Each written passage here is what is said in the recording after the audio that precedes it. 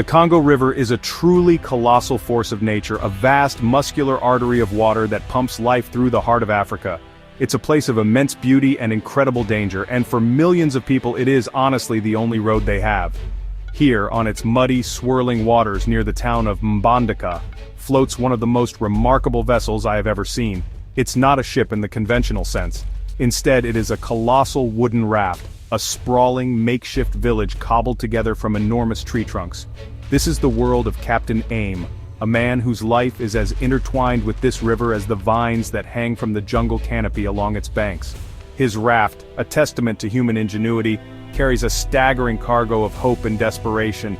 Captain Aimé is a seasoned riverman, his face a roadmap of countless journeys etched by the sun and the wind. He commands his creation with a quiet, confident authority that comes from decades of navigating these treacherous waters. His raft is a masterpiece of resourcefulness, constructed from massive logs harvested from the deep rainforest, lashed together with thick, sturdy ropes. Atop this floating foundation rests a small, bustling community. There are simple wooden shacks that serve as homes, kitchens, and shops. Livestock, including goats and chickens, wander about in small pens. This isn't just a mode of transport, it's a living, breathing organism, a microcosm of Congolese society, all drifting downstream toward the distant promise of Kinshasa. The purpose of this extraordinary craft is twofold. Primarily, it is a logging vessel, transporting valuable timber downriver to the capital's markets. The giant tree trunks that form its very structure are the main cargo, a fortune in wood floating slowly towards a buyer. But layered on top of this primary commercial enterprise is a vital secondary function. The raft serves as a passenger ferry for hundreds of people who have no other way to make the long and arduous journey to Kinshasa. For a small fee, they buy a space on the logs, bringing with them their families, their goods for trade, and their dreams for a better future, creating a vibrant if precarious floating settlement. From the riverbank, the scale of the operation is staggering. The raft stretches for hundreds of meters, a low-profile island of human activity against the immense backdrop of the river and the endless green of the jungle.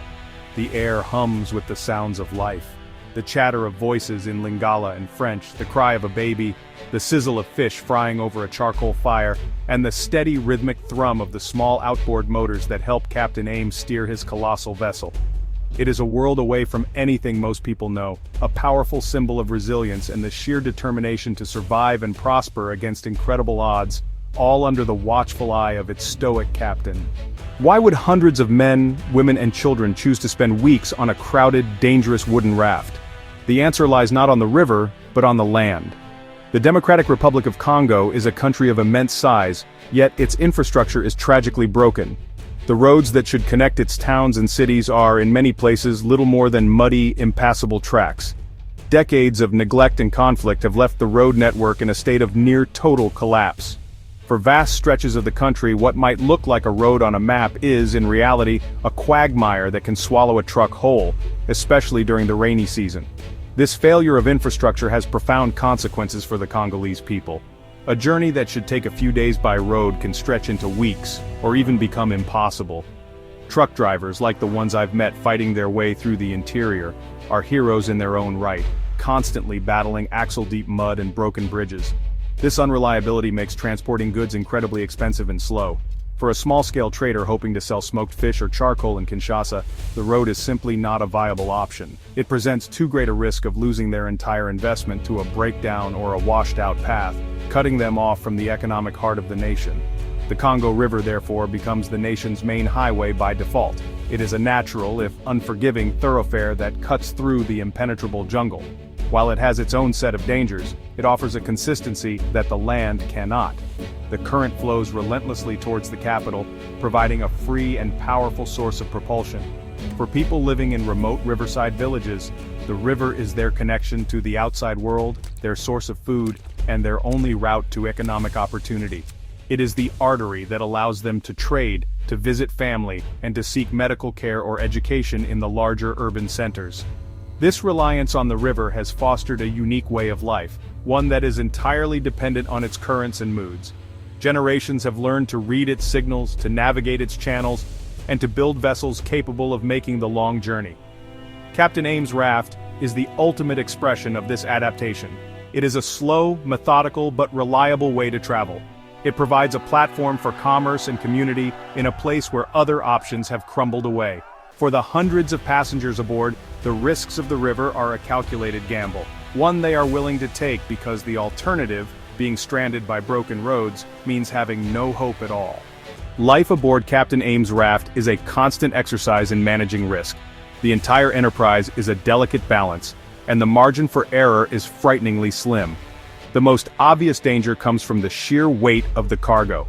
The raft is laden not only with the immense tree trunks that form its base but also with hundreds of passengers, their belongings, sacks of charcoal, cages of livestock, and equipment. This incredible load sits low in the water, making the vessel sluggish and vulnerable. A sudden shift in weight or a collision with a submerged obstacle could have catastrophic consequences, potentially causing the entire structure to break apart and spill its precious human cargo into the treacherous river. Safety measures, as we would understand them, are virtually non-existent. There are no life jackets, no emergency drills, and no safety railings to prevent someone from falling into the murky water. The river itself is a formidable adversary. Its currents are powerful and unpredictable, with whirlpools capable of spinning the massive raft and hidden sandbanks that can ground it for days. The water is also heavily polluted, a cocktail of industrial runoff, untreated sewage, and parasites. Falling in doesn't just present the risk of drowning, it also means exposure to diseases like cholera and typhoid. For the children who play on the logs, the river is both a playground and a constant lurking threat. The weather adds another layer of jeopardy to the journey. The Congo Basin is famous for its violent tropical storms, which can erupt with terrifying speed. A calm, sunny afternoon can transform in minutes into a maelstrom of torrential rain and gale-force winds. These storms churn the river into a frenzy of high waves that wash over the low-lying raft, soaking everyone and everything. Passengers huddle under flimsy plastic tarps, holding on tight as the vessel pitches and rolls. The greatest fear is a lightning strike, which could easily hit the raft in the open water, or a wind strong enough to tear the structure apart, a terrifying prospect for everyone on board. Overcrowding exacerbates all these dangers. Every square meter of space is occupied. People cook, sleep, and live just inches from their neighbors and from the edge of the logs. This lack of personal space can lead to tension, but more critically, it makes any emergency situation incredibly difficult to manage. A fire from a cooking stove could spread rapidly through the wooden shacks and bundles of belongings. A medical emergency becomes a logistical nightmare. The passengers are acutely aware of these risks. They live with a quiet underlying tension, knowing that their survival depends on the strength of the logs beneath them, the skill of Captain Aimé, and a great deal of luck. To truly understand this journey, you have to look at the people who undertake it. Their individual stories paint a vivid picture of the hopes and hardships that define life in the Congo.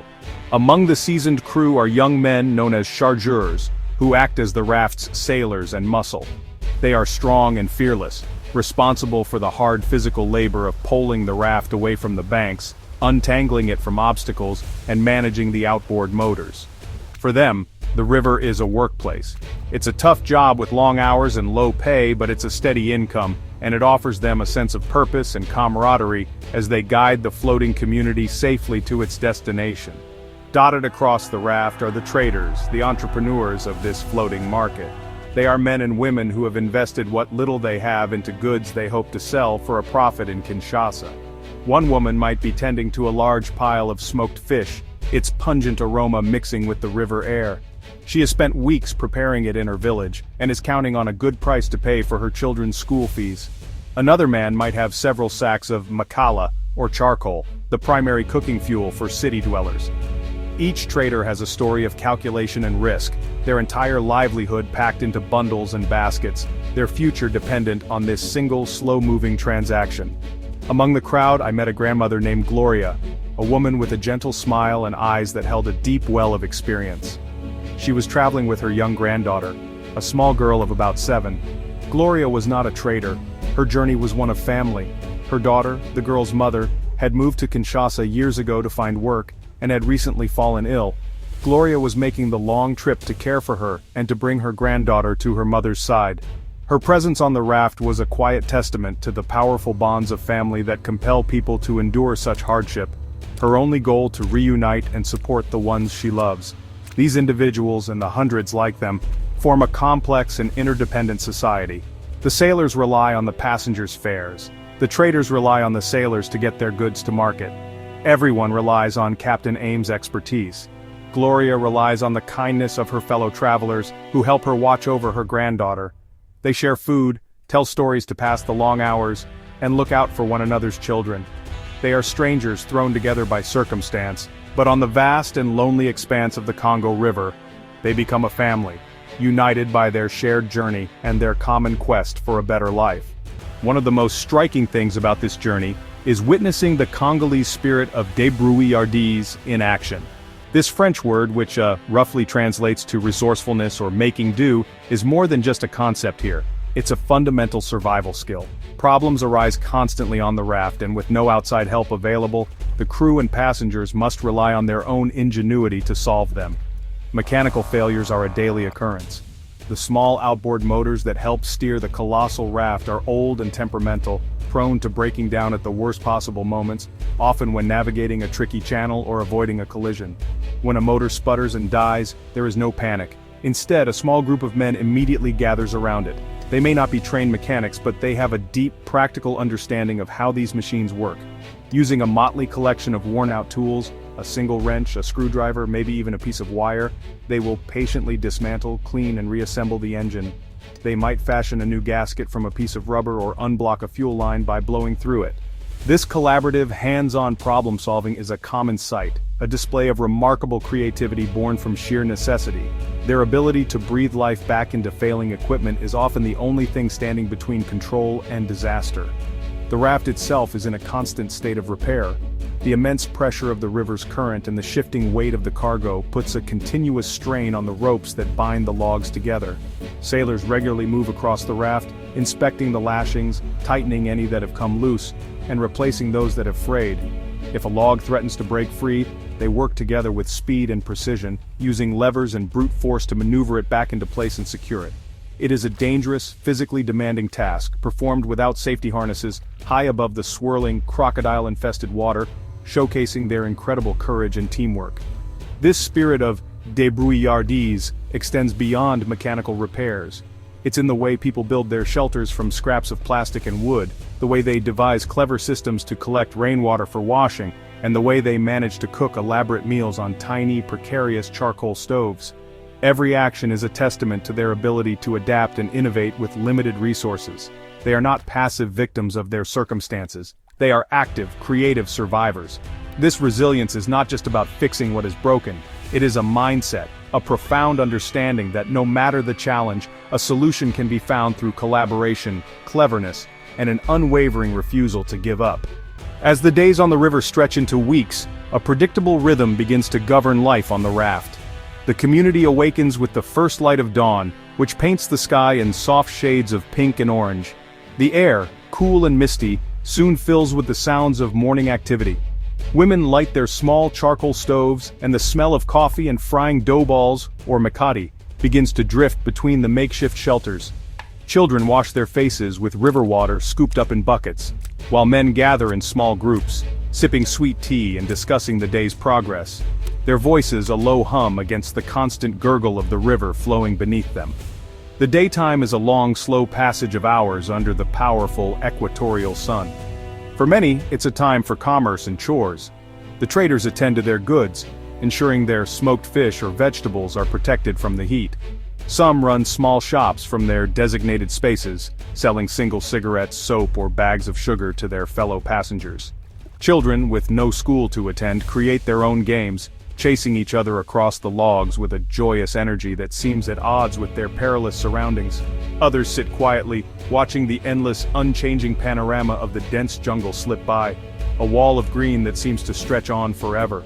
As the sun begins to set, casting a golden glow over the water, the rhythm shifts again. Captain Aimé or his crew will look for a safe place to moor for the night, often tying the raft to a large tree on the riverbank or anchoring in a calm tributary. This is a time for the community to come together. The evening meal is prepared and shared, often consisting of fish caught from the river served with fufu, a starchy staple made from cassava flour. The sounds of cooking and conversation fill the air, creating a sense of normalcy and domesticity in this most extraordinary of settings. After dinner, as darkness falls completely, the raft transforms once more. A few battery-powered lamps and the glow from cooking fires cast flickering shadows across the logs. The oppressive heat of the day gives way to a cooler, insect-filled night. People gather to talk, to listen to music from a small radio, or to simply gaze at the breathtaking canopy of stars, unobscured by city lights. It is in these quiet moments that the sense of a shared journey is strongest. They are a village adrift, a temporary society bound by the river, finding comfort and companionship in the shared rhythm of their daily existence, far from the solid ground they left behind. The story of survival is not confined to the raft. It echoes all along the riverbanks and deep into the country's interior. As we drift downstream, we pass countless small villages carved out of the dense rainforest. Life here is intimately connected to the river. We see fishermen in their pirogues, long, narrow dugout canoes, skillfully casting their nets into the brown water. Their daily catch provides the essential protein for their families and a small income if they are lucky enough to have a surplus to sell to passing boats like ours. Their existence is a testament to a deep, ancestral knowledge of the river's habits and its bounty. In some areas, we witness an incredible and perilous profession practiced almost exclusively by women. They are clam divers. Wading into the shallows, they will take a deep breath and disappear beneath the surface, feeling along the muddy riverbed with their hands and feet for freshwater clams. They can stay submerged for a minute or more, emerging with a handful of shells before diving again. It is exhausting and dangerous work. The water hides risks, from disease to crocodiles. Yet, for these women, the clams they collect are a vital source of food for their children, and a product they can trade for other necessities, a powerful symbol of a mother's will to provide. Further away from the river, the struggle for survival takes on a different form. I've spent time with truck drivers attempting to navigate the Congo's inland roads, and their journeys are epic sagas of endurance. They face roads that are little more than deep trenches of mud, where their vehicles can get stuck for days or even weeks. They must work together, using winches, shovels, and sheer manpower to haul their trucks through impossible stretches. These drivers are a lifeline for inland communities, bringing in fuel, medicine, and manufactured goods. Their resilience in the face of such a broken system is nothing short of heroic, a land-based parallel to the river journey of Captain Aimé. All these stories, the fisherman in his canoe, the woman diving for clams, the truck driver stuck in the mud, and the passenger on the raft, are threads in the same tapestry. They speak of a people who have been forced to become masters of adaptation. They do not wait for governments or aid organizations to build roads or create jobs. Instead, they find their own solutions, using the resources available to them, however meager. Their courage and creativity are not born from choice but from necessity, a daily, grinding battle for existence that highlights the incredible strength and indomitable spirit of the Congolese people. While the immediate, visible dangers of the raft journey are clear, there are other, more insidious threats that haunt this voyage. The Congo River is a wild place, home to some of the world's most formidable wildlife. Although attacks are not common, the fear of them is ever present. The river teems with crocodiles, ancient reptiles that can grow to enormous sizes. Passengers are constantly vigilant, especially for the children who play near the water's edge. A moment of inattention could be fatal. The thought of what lurks just beneath the murky surface adds a layer of psychological stress to the already difficult journey, a primal fear that never truly goes away. Beyond the wildlife, the river itself can be a capricious and cruel master. Submerged hazards pose a constant threat to the raft's integrity. Hidden beneath the brown water are massive tree trunks, remnants of old floods, and shifting sandbanks that can appear overnight. Striking one of these obstacles at speed could rip a hole in the raft's structure or worse, cause it to ground abruptly. Becoming stuck on a sandbank is a common and dreaded scenario. It can leave the raft stranded for days, far from any village, until the crew can find a way to dislodge it, or until the river level rises. Such delays deplete precious supplies of food, water, and fuel, testing the patience and resolve of everyone on board. The human impact on the river environment creates another set of dangers. The water is a repository for all manner of waste. Pollution from upstream towns and cities, including untreated sewage and industrial chemicals, flows directly into the river.